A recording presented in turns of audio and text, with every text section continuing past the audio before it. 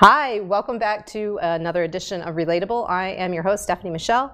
This is the show where we talk about exceptional human encounters, the people that make them happen, and the actions it takes to create them.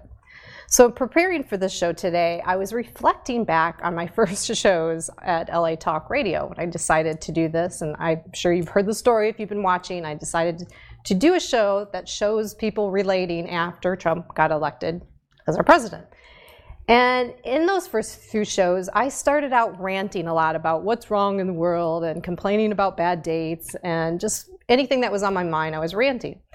And I thought for just a hot minute that I should do that more. I should be more controversial. I should bring that back. I should be ranting. But I've really lost interest in that. When it got trendy to call out people for bad behavior, I just completely lost interest. I'm a big believer that we should praise in public and reprimand in private. Now, there's some exceptions to that, a very short list of exceptions, especially I'd say in the injustice categories, like definitely, stand for what you believe in and call out what you see is wrong. But just personal behavior, like talking about this person or that, or critiquing somebody for doing something that you feel is wrong. I'm just not a fan of it. My biggest critics will say, both in public and private, that I'm not controversial enough or trendy enough. And I will say, thank God for that. Will pop culture and politics ever embrace social practices of relating, active listening, and meaningful dialogue? I don't know. But I hope that me doing this, helps people see that there's another way to relate. And I know that meaningful dialogue is the thread that holds societies and relationships together. And if being trendy means treating people poorly and not having accountability with your word and just criticizing everything and doing exactly what everybody else is doing, I think I'll take a hard pass on that. Sorry, I'm not interested. If you're watching on chat live right now on YouTube, here's the question of the day for chat. What trend would you like to see expire? What trend is it that you're just like, yep, that can go away? And as a reminder, if you haven't checked out my sponsor, Ava Varo, yet, please do. I am like in love with these pants. I think this is the second time I wore them. They're so comfortable. I think as women, sometimes we get used to being uncomfortable, especially in shoes or just things fitting too tight around the waist or bras. Oh my God, guys, you just don't even know how uncomfortable a bra can be. But it's nice to have like something on that you're like, yeah, these are so comfortable. I think I could wear them like every day. And there's a special promo code if you shop our site and say that you heard about it here. It's RELATE20 to get 20% off your order. So don't forget about that. Now, speaking of comfort, I want you to think about if you had a job that it was like performance-based, would you have to make friends with being uncomfortable just to get that performance through? I think my guest today will have some thoughts around that question. So joining me today in the studio is Sidney Nicole Rogers. She's been engulfed in acting since the age of 4. Since then, Sidney has been featured in numerous stage plays, films, and commercials. In February of 2017, Sidney received her Bachelor's of Fine Arts degree in acting from the American Musical and Dramatic Academy in Los Angeles, California. Sidney focuses her time on acting, writing, and producing her own original content. Welcome. Thank you. Isn't it weird to hear your own bio? I know. Like sitting next to like someone. Cringing. I have this interaction with several people when I turn and look at them and they're like, hey, that's me. That's my stuff. That's what I've done. It's weird, right? Yeah, it is. It is strange, but I think sometimes it's nice to have a reminder of where you came from and how far you have come. Yeah. And just to get a little nudge knowing like, I did all that. I did that. Yeah, I like it. Yeah. Well, Sidney, I always ask, so I do kind of share what's on my mind in the monologue. Yeah. So I want to give you a chance. Like, is there anything pulling your attention right now that you're like, yeah, I want to talk about that? Well, she's like, where do I begin? I know, where do I begin? When you were talking about being comfortable, that was really funny. Yeah. But not just only with clothes, because yes, especially as girls, we do go through a lot of uncomfortable things with our wardrobe, but just being comfortable, period, in conversation and as we socialize with other people. Mm-hmm. I feel like right now in society, everyone wants everyone to feel so comfortable all the time. And I feel like it's okay to have a little discomfort here and there. You know, not for someone to be offended, of course. Yeah. But I feel like we live in an overly polite world right now, where people are so quick to say, no, I'm sorry. Oh, no, I mean this, I mean that. Yeah. And it's okay to have your opinion and not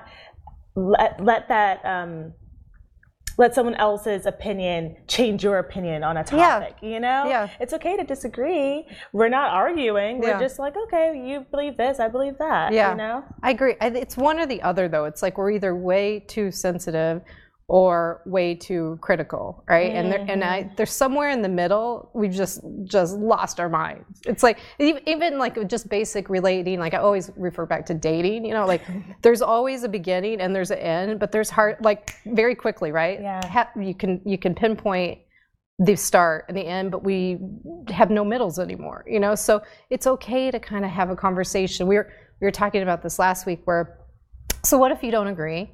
How about thanking somebody for saying, you know what, I don't necessarily agree with you, but thank you for letting me expand my own point of view. Like this gives me more information to kind of check in with what I actually do believe, you know? Exactly. But we don't get, that's too juicy and middle, and the middle is not like, for some reason we're not, you know, focusing on it. But when did that happen?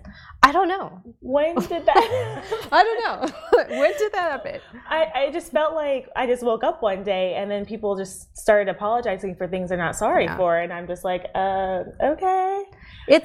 I call it, I mean, I don't think we can pinpoint it back to a certain time, but I call it fast food relating or fast food content. So all of this, like, you know, the quick post in social media, and like, I'm going to quickly tell you how I feel about this situation, and you know, 60-second videos and all of this like information and noise without context. Yeah. So it happened there, that became trendy, and then we're like adopting it into our own social practices. Yeah. Like, hey, if I can't like, you know, if we don't connect right away, like done. If you're not my magic unicorn, done. You know? Yeah. Or like if you don't agree with me, then unfollow. Goodbye. Goodbye. There's no conversation. Yeah. Like what did you mean by that? And you know, like it's so cool when you get into the middle with somebody. Yeah. Like there's even something. You know, I'm not particularly religious, but I was raised Christian. But I like the I don't know which book this is in, so don't haters don't go, she misquoted this, but I like the saying, when two or more gather, I'm there, you know, so, and I think that there's probably something like that in every religion, where when two people are actually in a place and time with each other, there is an opportunity for like something cool and spiritual to happen, but it has to let the middle, you got to let that middle kind of expand to allow that to happen. You have to be open first, but open to be vulnerable and just to be exposed a little bit. And maybe that's the actor in me, like, let's get exposed a little bit, you know, like let's really break down these walls, because everything is very surface, very mask on, you know, don't let people in. And I can understand that, because you can't let everyone into your space, into your energy, you know, because everyone has a spirit about them, whether it's good or bad. Do you feel things? Do you feel the energies of people? Oh yeah, I do. Yeah, I do. I'm very, very empathetic. I feel so deeply. If I'm just walking down the street and I look at someone, I can kind of feel their pain, and it's helpful, and it's also something that I have to deal with every single day, because it just weighs so heavily on my heart. Like I can't watch too much of the news, or I'll start bawling. Yeah, like, it's so hard for me. I can relate to that. Okay. I think there's 3 layers of being an empath. There's one that it's like protecting you. Yeah. There's one where you're like, oh, am I being too judgmental because I'm like, you know, I feel it and maybe I'm not giving this person a chance. And then there's 3, how it really absorbs into you, and like now what do I need to do with that? Like I have a stomach ache, or I'm feeling really sad. Like how do I kind of monitor that so I'm not feeling and absorbing everything that's like around me. Yeah, exactly. Oh, speaking about the stomach ache, like I'll just get massive headaches, and I'm like, oh, okay, it's hard for me to function in my day-to-day life because of it. You know, with the whole judgmental thing, I'm glad that you brought that up, because I didn't think about that relating in that way, because some people would say, oh, Sidney, I feel like, you know, it's a little judgmental what you said, but like, or like what you do, or like your facial expression. But sometimes I'm just like, there's just so much going on that I'm just like, and I have to take a second, and I don't judge, you know, but it may come across that way because maybe in that moment I'm like, okay, Sidney, you have to recognize, you have to protect your energy right now. You have to protect what's going on, and so I may, you know, have to take a second back, but then I'll go. And I think what, you know, back to the middle, I guess this is going to be a theme for today because I keep thinking about it. But I think people forget that more than just our words, like our bodies communicating, you know, there's an energy about how people, you know, move, you know, how they look at you. Like there's all kinds of things that are communicating at all times. And so for an empath, like you read that faster than other people. And to have to like kind of explain that really quickly, it can't be done really quickly. It's like, hey, these were all the things, these are all the social tells that made me go, whoa, you know, like this is not something that I can do right now. So isn't that so interesting? That's why I want to study psychology. I don't know if I will ever go back to college and get my master's, but I do want to study psychology, and I really want to delve deeper in that. I feel like that was just going to help me, period. But then also within my acting as well. To just study all of that. It's so fascinating. I think it was. Well, let's talk about acting. I mean, and maybe this is the other thing with being an empath and being an actor. Like, you know that you have to move a certain way to kind of portray a certain character, and so you have all these sensitivities and skills. What started this for you? So you said 4 years old. Like how did you know you wanted to be an actress? So, all right, I have to give my mother some credit, and she'll love this. Was she a stage mom? Yes. Oh my gosh. She was like, I'm your momager. I'm like, okay. But she did a great job at it. And now even still, she's like, okay, so I'm going to move to California and be your momager again. I'm like, Mom, things have changed. You don't know what's going on now. She's like, no, I know. But yeah, so she loves live theater. And she actually brings a lot of her friends into the theater world for the first time, and I'm very appreciative of her for doing that, because I feel like everyone, you know, can benefit from seeing the arts, period, you know, whatever medium it may be. But she did that with me. My first play that I saw, obviously I don't remember, but I was 2 years old, and I just knew that it was always in me to tell stories or to be a character. I would like strut down the street, or, you know, just like, and just like make little voices, or just like play by myself, and I would just create these crazy worlds, you know. And apparently when I was around 4, I like stood up on like a table or a chair, and I like yelled at my parents, and I said, I'm going to move to California, I'm going to be an actress. And I don't know where that came from. I don't remember doing that, but apparently I did. And I just knew that that was always like in me. So we started off with me getting agents in Virginia. And so it was a lot of East Coast related things, you know, print campaigns, commercials. It was a lot of modeling in the beginning. Magazines and all. And then I went to the more commercial world, and I was like, okay, I really want to do this. Like, I really love this. And then I started my stage acting career when I was 12. And so I fell in love with that, having that feedback from the audience in real time. You know, like you could tell, okay, tonight I landed that joke, but, you know, like the night before I did it, you know? It's almost like social media in a way where you get that instant gratification. But it's... Was there a particular role that you liked playing, or do you like, is it the idea that you can actually be any type of character? Like what? It's that having the realization that you can be any type of character. In the beginning, I always played crazy roles. And I can be very... Crazy 12-year-olds? Yeah, right. I can be very introverted. So people would just like look at me like, oh, who is this kid? You know, like she's all quiet. She's by herself in the corner. But then when I was on stage, I was playing like these roles. I don't know why I was always the crazy one. Like I would be like psychotic, like the roles, like I was always the comedic relief, right? And people never thought that I could be that loud person or that funny person because they just saw me and just literally like I would be in the corner. Yeah.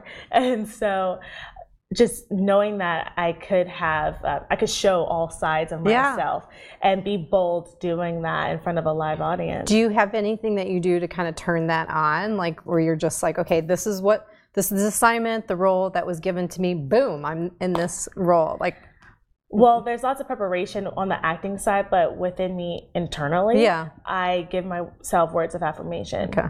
I didn't do that in the beginning because I didn't know what that was. You're just like, I got this. When I was 12. Yeah. When I was just do it. Yeah. Like I did a little pep talk, like, okay, you got this, and then just go. But now I've expanded that. So I will literally look at myself in the mirror. I'll put my hands on my hips, power posing, and I would say things like, you are talented, you are creative, you are loved, you are loved, like you are bold, you know, and just like things like that, and just go out there and do it. I want to tell everybody, I've worked with Sidney on a modeling shoot where I was art directing. And I have never seen somebody, and I told you this on the phone, so this is not going to surprise you what I'm going to say. I have never seen somebody just like hit it over and over again. There were like no bad pictures of you. Oh, thank you. It took me longer to go through them because I'm like, really? There is like no, you just nailed it. Like every time. I've never seen somebody do that. I really appreciate that. It was just so I, knowing I think what you just said is really powerful. I mean, and we've talked about this a lot on this show. It's like, the words that you choose, even our last show was about how energetic words are. And if you're not paying attention, like I catch myself negative speaking to myself. I'm like, that's some powerful nonsense that you're putting out into the ether. And to know that that's what you're doing, to just be totally on and nail it and hit it every time. Like, I mean, seriously, people pay attention. I'll have to share some of those pictures from in the wrap up of the show to just show you, like, okay, this was the assignment. This is what she did. She nailed it every time. Thank you. Yeah, that was such a fun shoot. It was kind of fun. Yeah. Oh my gosh, jumping on a trampoline. I could do that all day. Yeah, that was fun. You guys were so fun at the end too. We were losing light, but that was a lot of fun. Jumping on a trampoline, eating sushi, playing with cats, a great day. It was fun. Amazing people. We had a good team. We had a good team. Yes, we did. Those are fun people. But that's true about the words. What are you feeding yourself? I have to remind myself and check myself so often. My thing is I love to be held accountable for my actions. Yeah. I feel like we can all benefit from doing that more often. 100%. Yes. Integrity with your word. Come on, let's make that a trend. Right? Yeah. Because if someone else is not doing that, I need to be able to do it for myself. Yeah. I need to be able to check myself. And that's why it's important to have other people, because sometimes we don't pick up on everything that we're doing. But with the words, I always say that your brain does not understand sarcasm, So you can say, oh, I'm so stupid. And yes, you mean like, oh, I just like effed up in that moment or something. Right. But your brain is like clocking that. And the more and more you say it, it's like getting more embedded into your brain. Yeah, I agree with that. I watched a relationship. I'm not going to call them out what it was, but a relationship that I really wanted to see work for these two people. And from the minute that I met them, I knew it wasn't going to, because all they had was like antagonistic communication and sarcasm between them. And I'm like, at some point, that can be kind of fun and playful, but that shit hurts over time, And if that's all you got, there's nothing there. There is nothing there that you can build on and move on from there. So sarcasm, I like it. What did you say? Your brain doesn't respond, doesn't understand sarcasm. Doesn't understand. It's true.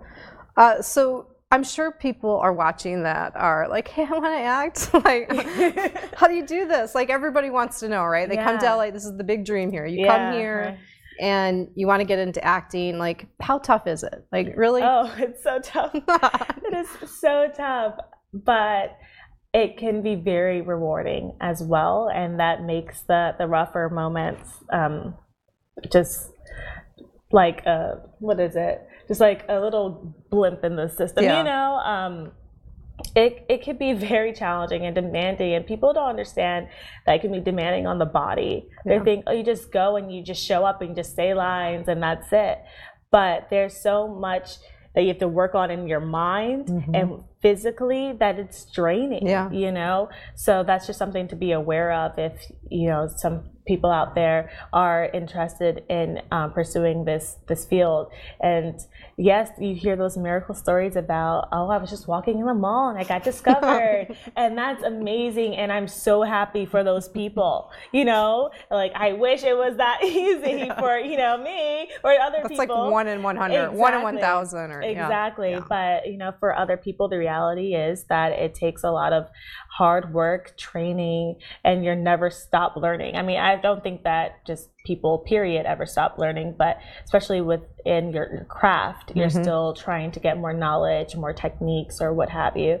And it could take years. And that's probably a big part of it. So people, I'm guessing, and you can tell me this more, I'm just guessing this is the scenario, that people move out here and they might get lucky and get an agent that's interested in them, and they get some nice pictures taken and get a reel together, and they're like, I'm ready, you know, like, wait for the calls to come in, and they don't come. And so then what do you do? Well, how are you going to live? You know, what are you going to have to do to generate income? What are you going to do to stay in your craft? Like, so what opportunities are you seeking out so you can just practice, you know, while things are happening? Or like, how do you stay in front of people that are casting? Like, all of these things, and right? How do you stay encouraged through all of that?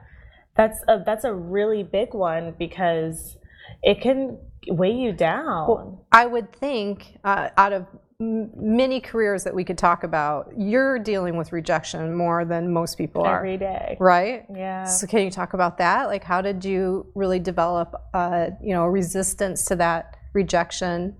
You know, and how do you still deal with it? Yeah. I think it really helped that I started so young. So I was hearing the no's at a very young age.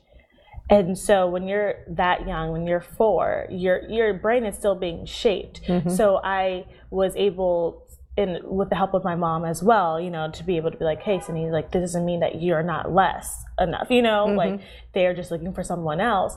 I was able to have that mentality at a young age, knowing there's nothing wrong with me. You know, like, maybe the producers or the client or whatever, they're looking for someone else. But as I got older, and when I came out here, and there are roles that I studied so hard for, like, I got the script like a week in advance, and so I'm reading the script 3 times, and I'm doing all of this work, and I want this so badly, and then I didn't get it, you know. Then I'm like, okay, I know all the stuff that I was taught before, but it's getting harder when these are bigger roles, and they're roles that I really want. And so I really had to just say, you know what, Sidney, stop. Don't obsess over it. Just know that that's someone else's blessing to have. And if I got it over that person, then maybe something would have messed up in my career path. You know, you just never know. Like I don't want to play God, you know, and I feel like sometimes I just have to let go and say, you know what, whoever had it, maybe they've been trying to act for 10 years, nothing popped off for them, and maybe this is their big break. So I'm happy for them. I have to celebrate other people. And I think that just helps with the rejection. Yes, sometimes I do have my moments where I'm like, oh, that's a bummer. But I have to like snap myself out of that, or I'm going to get in a funk. Yeah. And then how can I do anything productive when I'm in that funk? Do you hear more often than not why they didn't pick you? Like, do you hear like the superficial stuff, like she wasn't this or that, or because I'm 5'8", and then with my hair it kind of adds some more height, especially when it's more picked out than normal. So I've gotten, oh, she's too tall. She's taller than the actors. Yeah, I got that often, too often, because I did not realize how short a lot of the male actors are until I got here, and I'm like, can you just put them on an Apple box? Can you please wear your lift, Tom Cruise? Just give him a heel. Like, come on, we can make this work. But it's good for modeling. It's great for modeling. But yeah, I get that.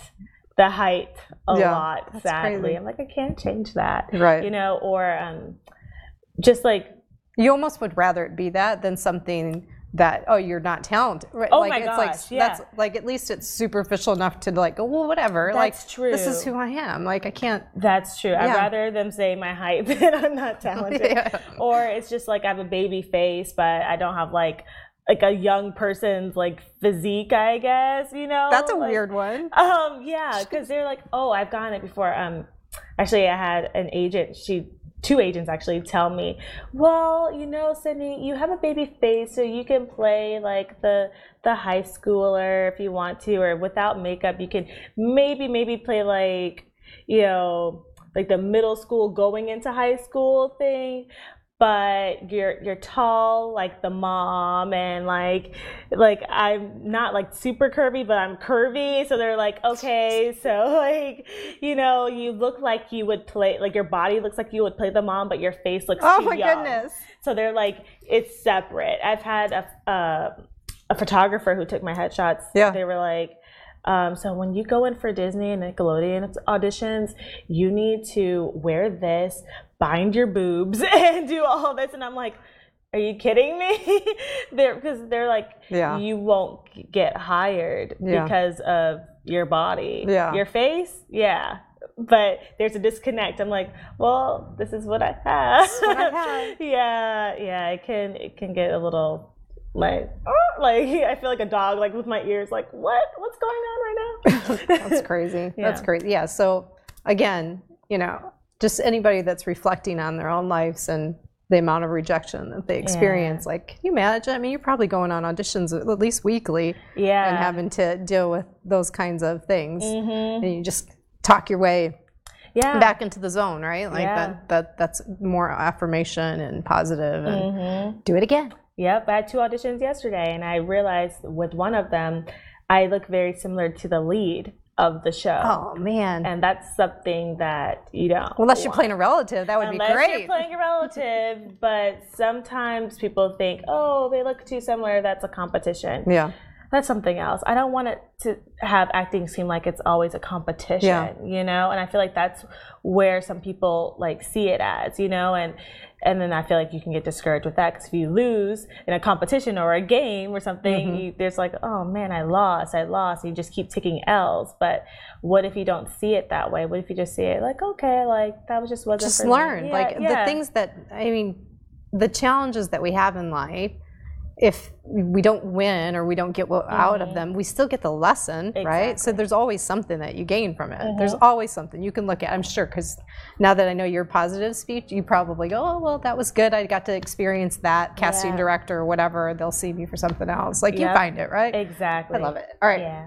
So I have 2 more questions before we shift gears. I feel, if this is a dorky question to ask from a person that's not an actor, an actress, tell me.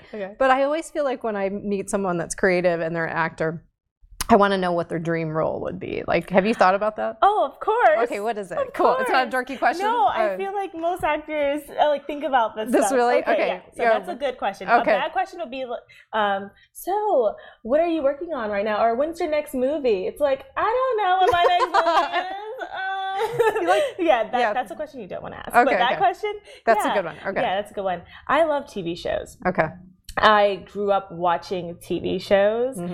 And movies are great, and I would love to be in more movies, but to star in my own show that I've written, that I've thought up, or that I have a say in the casting and everything like that, that's like my Would it be comedy? Would it be drama? So I ideally would like it to be a comedy, and I'm working towards that right now. I co-created a show with my friend, and we're in the stages of pitching it right now. Nice. So yeah, I'm really excited about that, and if I can do that, continue to do that with different shows as I get older. Yeah. I would love that. Like, I grew up with The Cosby Show, you know, like, well, I guess like watching reruns of The Cosby Show. I was just say, wait a second, I know the age difference between us. Like, well, watching you watched the reruns. I grew up The Cosby Show. Yeah, that's true. But like Claire Huxtable, she was like, you know, our second mom, you know, and so I would love to be that for the younger generations. You know, I would love for them to click and watch TV, and I'm like, you know, there, or I'm teaching them lessons in a comedic way. Yeah, like, yeah. I'd love to do that. I think there is a lot of merit for like how people get information and how they shape, you know, their thoughts and beliefs through entertainment. So yeah, if you're doing something where it's like giving someone context around a certain subject and it's entertaining, that does kind of fit into gets into your mind, doesn't it? It does. Okay, so last question is a loaded question. That one wasn't that bad of a loaded question. No, that was great. Okay. Yeah. This one is, okay, so you're an actress and you play different roles and you play these different parts, and so you get to, you know, try on different things, but when you go into your personal life, and let's just talk about dating because it's a fun thing to talk about. Yeah, do you find it hard to be authentic, or like is it easy for you to spot when someone's not being authentic? Like how do you maneuver that? Like, you know how to act, and now you've got to go somewhere and be you. Yeah. What does that look like, and what does it feel like coming back to you? Okay. So loaded. Answer any part of that question. Okay. So 2 things. So for me, because I told you that I am pretty introverted, some people, they're surprised by that. And also confused because I can talk to people. That's why I say I'm somewhat introverted. Yeah. You know, I have extroverted moments, but I feel as if when I do have my extroverted moments, it's because I'm hyping myself up to do that. Yeah. So sometimes if I'm really not feeling like going out or, you know, like socializing, I'd rather just be in my room. I have to say, Sidney, go out there and just turn your extroverted self on. And like, that's when I feel like maybe somewhat there's a little bit of like an acting sense of it all, but it's still coming from a genuine place. I'm not putting on a show. I'm not like being a whole nother person. I'm just activating that extroverted part of me, which can sometimes feel like preparing for a role, like preparing for a show in that sense, but it's still me being my authentic self. I just, you know, am showing another side of me. But it is so easy for me to point out when someone is just acting or they're playing a role. Like, there's a speech pattern about it, you know, they're robotic. Yeah. Or they're just so over the top, so showy that it's so aggravating, it's so annoying. And my response to it normally is just like, and then I'll just excuse myself because I don't want to deal with it. I don't, and I can be pretty blunt, and I know that sometimes because I'm so blunt and straightforward, it can be hurtful to other people. So I don't want to do that. I don't want to cross that boundary. So I will just rather excuse myself than having to deal with that personality. You know, I'm like, okay, we get it, you're an actor, but who are you? Like, okay, let's sit down, let's be like Oprah, like, okay, let's get down to the nitty gritty, you know, a little bit. Yeah. But no, you want to be surface? Okay, well, that's not really what I'm about. I can excuse myself. Yeah. There's lots of things that I can pull out of that conversation. We're actually very similar, and I don't think people would guess this about me either. So first of all, I want to say, being an introvert and extrovert, one's not better than the other. Nope. They both have tremendous value. Introverts, it just means like you actually want to go deeper with people. And you being an empath and an introvert on top of it, which I am both as well, sometimes it's just hard. Like, there's just too much information and you just want to get to what's real. And if you can't, it's like ADD noise. Like, I can't. So, that's just real, you know, and again, trying to explain that. I'm the same way too. It's just not fun to be rude to people. Like, sometimes like a little thing kind of, I'll be flippant a little bit. Yeah. Like, I watched somebody yesterday as I was walking home tagging like the sidewalk, and he lifted up and we made eye contact. Like, and what'd you do? I said, I don't know what I should say. I said, get a real art hobby. That's what I said. Because I was just like, look, that's my sidewalk. Like, it's not even like, it's not artistic. It's not creative. It's just vandalism. Yeah. It's just like, that's what I said. Dee's laughing.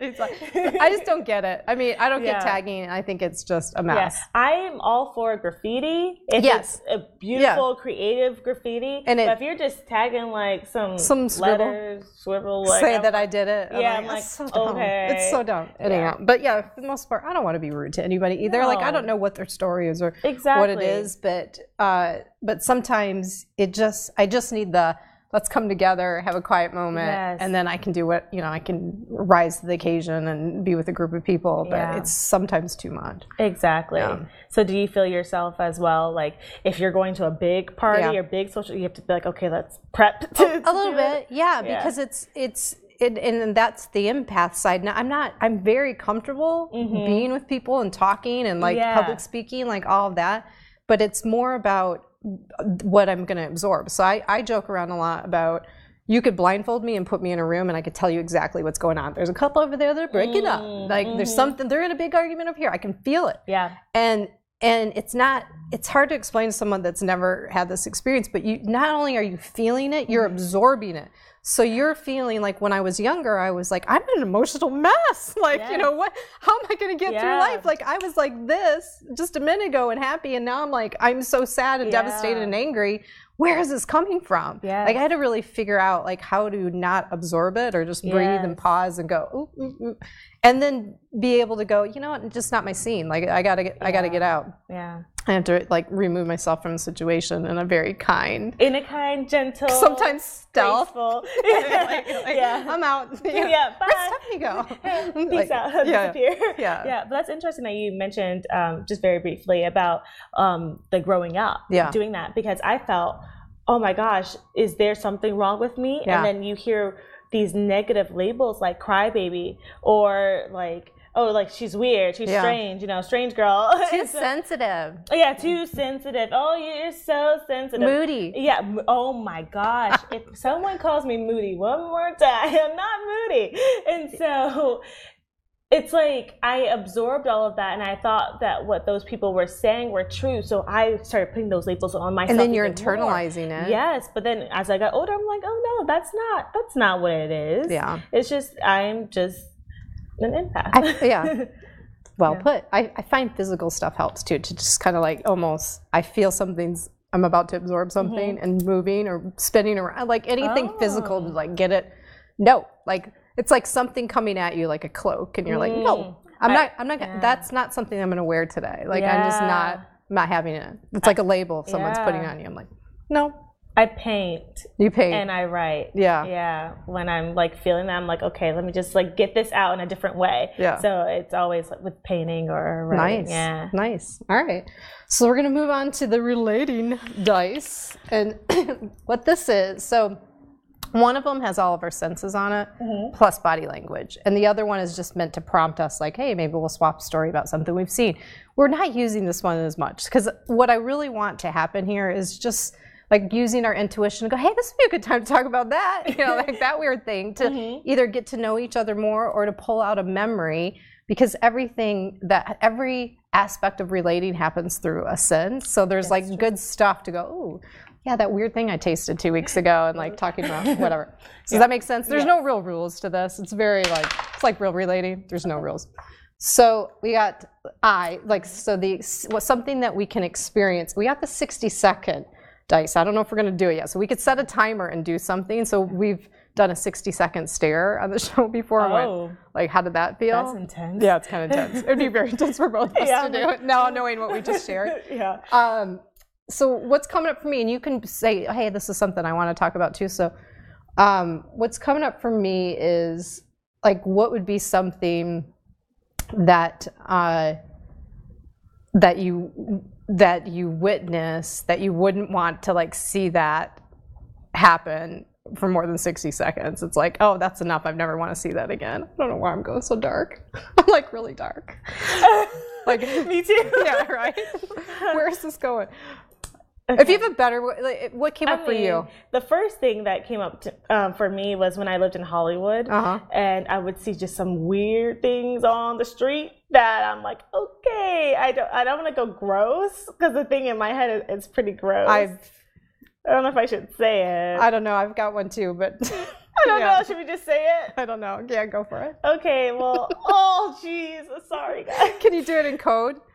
What if it's the same thing? What if it's the same thing? Okay, so I was just walking to get some food, and I lost my appetite while I was doing so. I was walking into the subway parking lot, and while I was walking there, I saw a man go to the bathroom. Going to the bathroom. Not one. But not one, number two, but he was staring me down while he was doing it, and I felt uncomfortable if I didn't stare him down as well. What? So you just stare back at him? So because it's like, okay, so like, you just got pulled right into that vortex, didn't you? Like, you couldn't look away. Why am I getting so warm? It's actually a pretty traumatic experience. Because growing up, it was always like, if you see someone passing the street, passing you on the street, you make eye contact and you kind of smirk or smile or say hi, acknowledge them. It's a sign of respect. Yeah. So I'm walking, and at first I just saw his upper body. I didn't see what he was doing below. Yeah. So, I could tell he wasn't in his right mind, but I was just like, like, hi. But then he kept it, and he was like staring me down like really intensely, and I saw like what he was doing. He's shaking his head. I'm sorry. I don't mean to be the girl that's gonna one up this, but I can one up this. Okay, do it. That was uncomfortable for me, and I lost my appetite. Same man story, same bodily function, but him digging through it with his hands. Was this in Hollywood too? No, it's here, downtown. In downtown? Yeah. I can see this happening in downtown. Like what? I still don't understand this. Wait, what drug are you taking that you want to go through your own? Yeah, I just don't even know. I wish I had a camera on you right now, because your face is priceless. Like, priceless. Wait, what happened? Digging for what? And I'm sorry, guys, this is not a great commentary on you, because neither one of us saw a woman do this. I don't know why this is a total man story, but yeah, I don't know. Maybe he like swallowed something. Yeah, that's what I'm thinking. Like, maybe he like. I don't know. But I made the same kind of weird eye contact. I'm like, oh, please, God. I'd like I will never ever forget that moment. Like, never. And I have a gag. I have a really sensitive like gag reflex. So I literally the whole way home was like, I'm like no appetite. Yeah, it was gross. It's something that you wish that experience was like 2 seconds long, but I'm pretty sure it was like, getting into. It was longer than that. Yeah, great. Let's see what else we can come up with. If you just tuned in, this is the show where we talk about gross bodily functions. I'm glad that it was both of us. I know. Yeah, okay. Like, if just one of us had a gross story and the other one didn't, that would have been awkward. I see some pretty gnarly stuff. Like, downtown's it's rough. I mean, I don't, we are in close proximity to Skid Row, and it's a different type of homelessness. I know every big city has homelessness, but there's just something else that's happening down here, and a lot of mental health issues. And I really wish we were doing more to like come up with a solution, because I don't think other cities in our country are too far away from what I see every day. Mm-hmm. And, you hope that there's organizations that are like, yeah, what can we do? Because the solution that we get fed here all the time is, we have enough beds in shelters for everyone. Well, but that's not going to help someone get well in their mind, or like, or if you are telling them that they can't come in and still have whatever they're doing to get high, and they've kind of developed a dependency on that, or an addiction to that, the bed's not going to do anything. Yeah. Like, that's not the solution. Like, mental health is the solution, and then housing. Like, I don't know. I mean, I'm not an expert, but it's like, some of the stuff that I've seen, I remember an Uber driver that had just got out here from Indiana or some, some Idaho. I think it was Idaho, actually. He wasn't ready. And he was not ready. He's like, and he asked me, like, I think he was probably asking every passenger that got in the car. He's like, so what is the drug that makes people like crazy and, yelling at themselves and really aggressive and like taking their clothes off and, like, I'm like, I don't know what the drug is either. Like, I really don't know, like, it's weird stuff. But yeah, so let's do this one more time. Okay. interesting. All right. Ooh, oh, it's the I again. So then the prompt is, do this mean what? So like something that you've witnessed recently and you're confused by it. Like somebody was doing something. You're like, what does this mean? Do you have a thing? I can't think of anything right now. Do I have a thing? I don't have a thing. I don't have a thing. I don't have a thing. What have I witnessed recently? We're pretty like... I feel like what we just talked about is one of those Yeah, right. Yeah, nothing really new. Like, nothing shocks me anymore. Yeah, right? Nothing shocks me, yeah. Which is kind of sad, in a way. Yeah. Do you have a different, like, something that you've experienced, something that you've witnessed? Or what would you like to see more? Ha, that's a good question. What would I like to see more? What would you like to see more in the world? I would like to see more of this in the world. Honestly, something good. I don't know what's happening right now, but there's just so much chaos. There's deaths, young deaths. There's just like, that makes me emotional too. And there's just like all this injustice and then all this surface level conversations, but we're not getting anywhere with that. We're not getting to the root of things. I would like to see more of this in the world. Me too. Yeah. That's why I do it. Right? I honestly appreciate you doing this. I honestly think that if people spent, well, my big theory, not new to people that watch the show, is we are at a point in life, because I don't know what's going on either. It just feels chaotic. And every generation probably says that. They're like, oh, it's worse than what my grandparents experienced. Yeah. But there's something special about what's going on right now, in not a good way. And I think part of the solution, not the only solution, but part of the solution is that we have to look at social interaction in the same way that we exercise at the gym.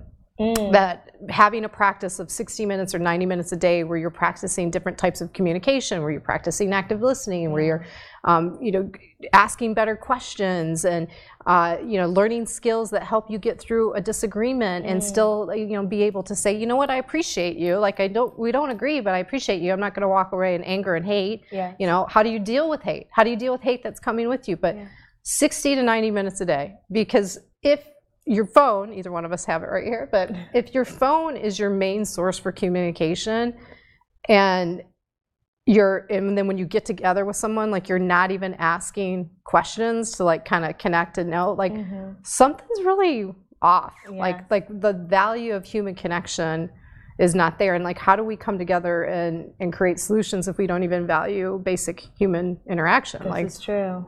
So that's my if something gets wrote on my legacy or on my tombstone, it is, hey, that was the woman that helped inspire like the corner place where we go and like relate, just like Yoga Works or whatever. Like we go and just check in, like even if it's like throw stuff at the wall because you're angry about the news, but then you sit down and have a group talk with like 6 people that just did that with you. Like it doesn't have to be so structured or clinical or therapeutic even. That, I mean, actually I find breaking things seems like it would be pretty therapeutic. Yeah. Anyhow, and it could even be as simple as if you're walking on the street, like we said before, acknowledging someone and just knowing that someone is being seen and like making sure that you are open to go out your way to be able to say that, or just to say, hi, how are you? But really mean it. Yes.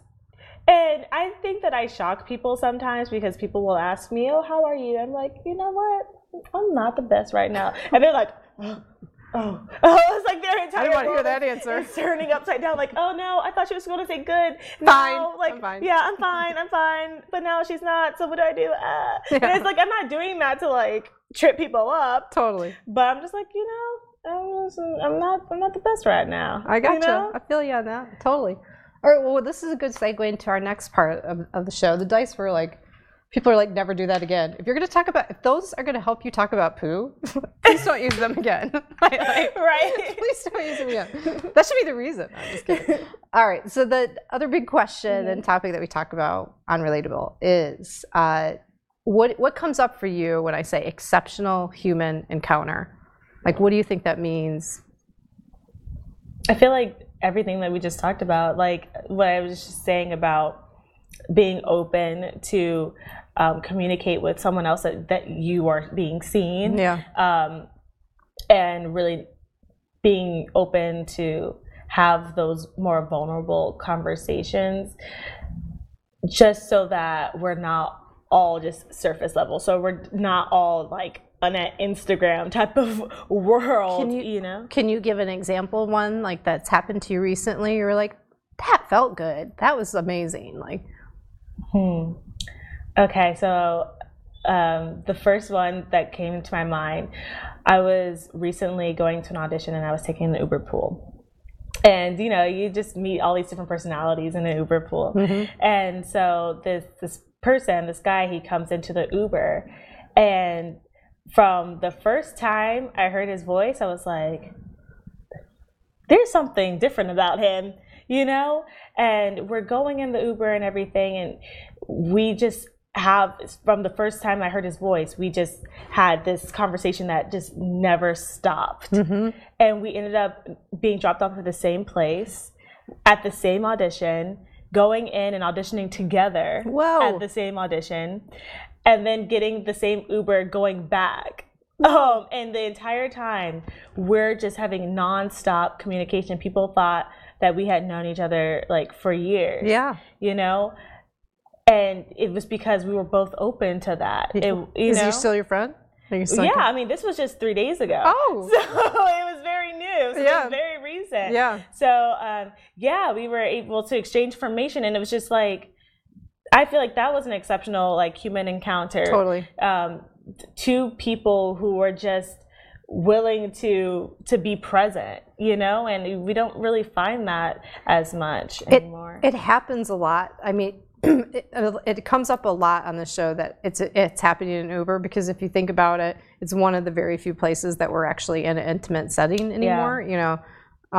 So I've had this experience. I've had this experience with the driver. I don't do pool as much as I used to when it first came out, but definitely with the driver, where it's just like, boom, that conversation. And I reflect back to like the word grace, like, again, usually a religious term, but I think grace is available to anybody. Like having this moment where you're like, damn, I know you don't know this, but what you just said, like, I totally needed to hear that. Like, I just feel like something came in between us and we were both used, and it was just, and you leave and you're like, you either have goosebumps or you're feeling like some just really powerful, like, energy, right? Oh my gosh, that's so crazy that you use the word used and that you use the word grace. Yeah. Because that's something, because I am religious. Yeah. That's something that I pray about every single day. I prayed about that before it hit 11. I said like a mini prayer to myself about God, use us. Yeah. And so that's just really crazy. No, it's not. I mean, I pray that too. I'm not. This is a whole other topic. You can come back on for this, but I'm not religious because of some of the damage religions have done, and I've experienced that. Like, I had the most amazing church experience a few years back, and I like literally watched the powers of darkness like implode this church, and it was after several experiences where it's like, I just can't right now. Like, I feel like the church historically, I'm going to try to make this short, like, has played such a role in helping people create community, and there's some adjustments that need to be made. And so when they're and it's in direct conflict, when we both say, and you agree on this, we've already talked about this, that we need to learn and grow, and things have evolved, and sometimes the church is not, like, they're anti-evolving, like it's like too traditional, and that's from like, okay, I gotta step away, but like that does not mean that I don't have a relationship with God or pray a lot or meditate a lot or like get downloaded. I get downloaded all the time and want to be used and, you know, like really, you know, sort this out. So like, you know what I mean? Yeah, I can't, and I can't necessarily call myself a Christian because of some of the things that Christians have done to other people that are injustices. You know, that's where I'm like, I understand. Yeah. So we'll talk more about that offline. Like, hopefully you have a church that embraces gay people and like that's like a big deal to me. Like, I just think that it's a basic human right for everybody to be authentically who they are, and God didn't like make mistakes. Like you know, like He wants you to be empowered to do your thing and be used, and like and when some religious leaders are in the way of that, like, I'm like, oh, hurts my heart. Yeah, that hurts my heart. It goes against, you know, what you preach. Yeah. But I mean, but in positive, after all of that download, is I really believe in community. I really, you know, so if a church is doing a good job to let everybody be seen, and we've talked about that, and you know, I love the small group experience. I think that's such a beautiful way to grow in a small, you know, so there's like really great, I don't want to poo-poo churches. I'm just like, it's almost traumatic what I watch. And so I've kind of stopped pursuing that. I'm not saying I won't pursue it again, but right now it's like, a lot of people are with you on that. Actually, Uber drivers, they pick me up from church and they're like, oh, what's there? Because my church is in a middle school. And so they're like, oh, y'all going to school? I'm like, no, it's my church. And he's like, oh, no, I've dealt with church hurt. No. And I'm like, you know what? I mean, I understand that that's your experience. If you want to come to my church, you can, but there's no pressure. And I had an Uber driver who was like, well, I have tattoos, I'm wearing shorts. Like, no. I was like, my pastor, he wears jeans and a t-shirt. Like, you know, like, come as you are, literally, you know, and like that's what we're here for. But that's a whole other conversation. That's a whole other conversation. I bet you I could appreciate, you know, parts of your church community. See, we had a conversation where we didn't all agree and we still love each other. Exactly. Check that out. All right. So the last thing that we get to do, it's like already time, is we get to put out a social challenge of the week, just to encourage self-exploration. Like either Sidney or I are here to go, do it this way or believe this way, right? Like, but I think that having this relationship with learning is almost a necessity in how fast our world is changing. So an easy way to do it is to try new things, right? So what I'm thinking, and I didn't have this one until you started sharing, is I really like the self-affirmations. Like I mean, it's a basic thing, you know, we talk about gratitude practices and things a lot, but I don't think we can be reminded of that enough. And hearing, it really was powerful to hear you say you do that after experiencing you in your craft, like experiencing you do your thing. I'm like, that's what she's doing? Like, that's pretty powerful. So what do you think? Do you think we should put that out? I love that, yes. So do you remember, like, when you started doing it, or were you kind of goaling yourself to, like, to either, like, stop yourself, maybe snap a bracelet when you're saying negative things, or was it a morning routine? Was it every time you changed gears, say 5 positive things? Like, what's some structure that we can put to the social challenge? Okay, for me, it was and still is an everyday thing throughout the day. Okay. Sometimes I'm walking down the street and I'm saying it in my head, because whenever I'm feeling maybe a little low, or if I'm feeling like I'm not as confident, then I'm like, you know what? Why are you feeling this way? You're bold. You're amazing, you know? But it came out of a place where I was feeling very low. So if anyone out there is doing that, like, think about where you aspire to become. So I was at a place where I wasn't feeling bold. So I had to look myself in the mirror in the early morning, like, you are bold, you know? And then out of that came all these other adjectives to describe me and who I know I could become, and where I was, like, leading myself to get to that place. So I hear, like, it came more second nature with practice. So I think the structure that we should put out maybe is set an alarm 3 times a day, morning, noon, and night, that when the alarm goes off, you're going to say 3 positive things to yourself. So it's the 3 at 3, you know, affirmations, until it becomes a normal thing. You can turn the alarm off, but, like, don't you think? Yeah. There's strength in 3. Yeah, I like 3s too. 3's a a good number. I love 3. This is season 3 of Relatable. Yay. Yeah, 3's good. Yeah. Well, I love that. You like it? Yeah. All right, that is your social challenge of the week. I love this conversation. I'm glad that we did this. Me too. Like, Thank you for calling me. I know. I know. No, that was not the right response. I know. I know. Looks good on me, right? Like, I figured this out. Like, I'm so smart, but you are. You are. Thank you again. You're welcome. It's hard to accept compliments. That's the thing That's something else that we need to be able to do. Accept compliments. Yeah. It is. No deflecting. That's right. Yeah. All right. Well, that brings us to another end of, this was what, episode 106? I can't even believe I've done 100 of these.